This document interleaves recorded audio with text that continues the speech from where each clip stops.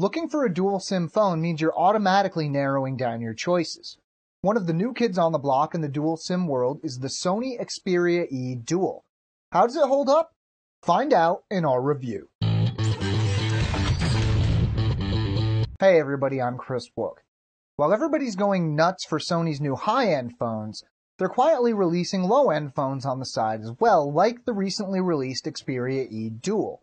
Now it's got dual SIMs and a pretty low price, but it's also got some pretty low-end specs. How low? Let's find out. The Sony Xperia Dual runs a 1 GHz single-core Qualcomm Snapdragon processor and has a 3.5-inch HVGA display, 512 megs of RAM, and 4 gigs of internal storage expandable via the microSD slot. It features a 3.2 megapixel rear-facing camera and is powered by a 1500 mAh battery.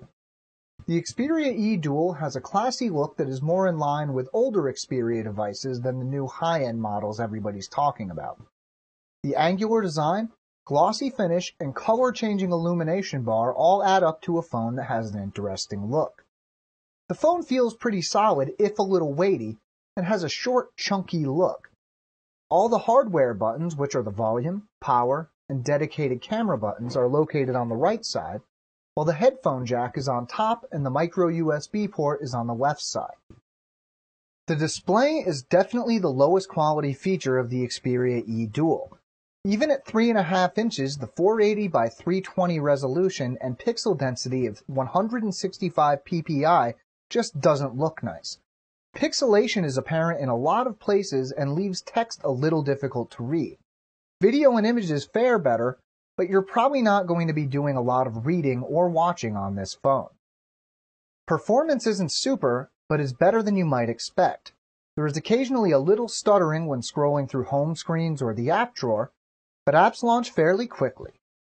Antutu benchmarks averaged a score of around 5,500, and Epic Citadel averaged 29 FPS, but keep in mind, it wasn't pushing too many pixels.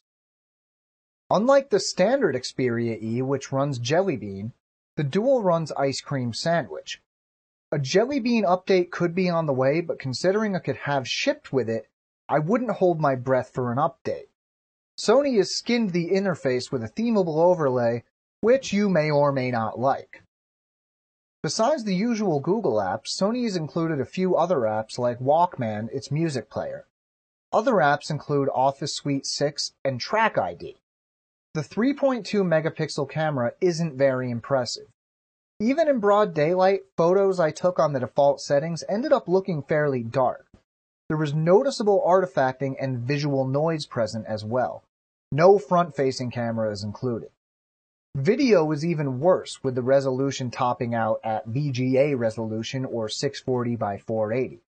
It's alright for a quick clip, but the video won't look great on a computer.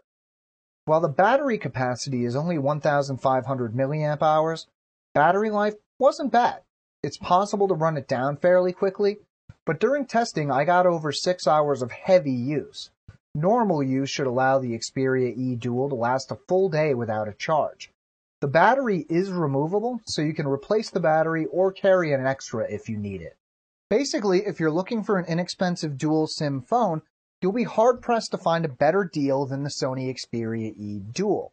Now, if you don't need dual SIMs, there are plenty of better options at that price. Want to know more? We have a full written review at AndroidAuthority.com.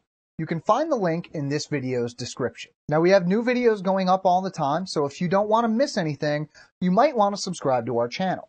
I'm Chris Wook for Android Authority, and as always, thank you for watching.